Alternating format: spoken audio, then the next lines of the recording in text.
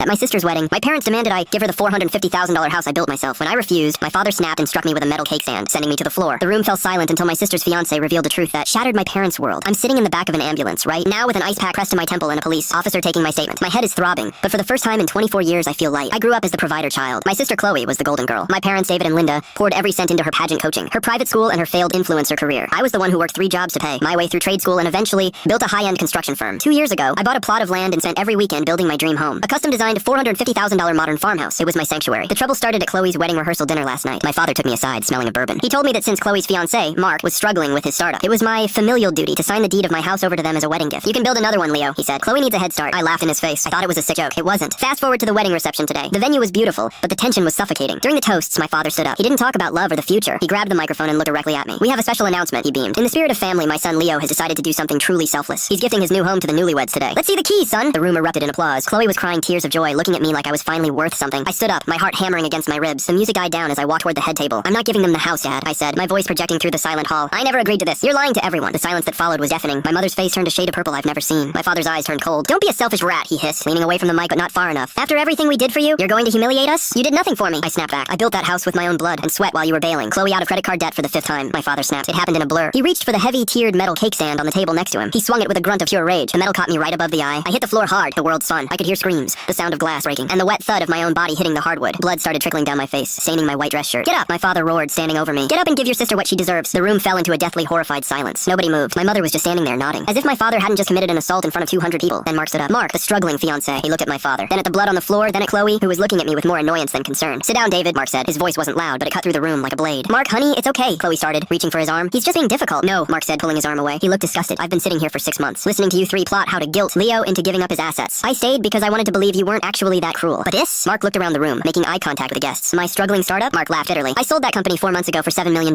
I'm not struggling. I have more than enough to buy 10 of Leo's houses. My parents froze. Chloe's jaw literally dropped. I didn't tell you because I wanted to see if you loved me for me, or for the money, Mark continued. And today I found out you don't even love your own son. You're vultures. Mark walked over to me, grabbed a linen napkin from a table and pressed it to my head. He helped me stand up. The wedding is over, Mark announced to the room. He looked at Chloe. Call your lawyer. Or don't. We never signed the license and we never will. You can keep the dress. You're going to need something to wear to your father's arraignment. Mark helped me walk out of that hall while my mother started wailing, and my father stood there paralyzed as the police, called by the catering staff, walked through the front doors. As I sat on the bumper of the ambulance, Mark came over and handed me his phone. He had recorded the entire conversation from the rehearsal dinner, where they planned the public gift ambush. Give this to the cops, he said. Press charges, Leo. Burn it all down. I'm pressing charges. For the assault, for the harassment, for everything. My parents are currently in holding, and Chloe is blowing up my phone, screaming that I ruined her life and cost her millions. I didn't ruin her life. I just stopped letting them ruin mine. The house is still mine, and for the first time, it finally feels like a home.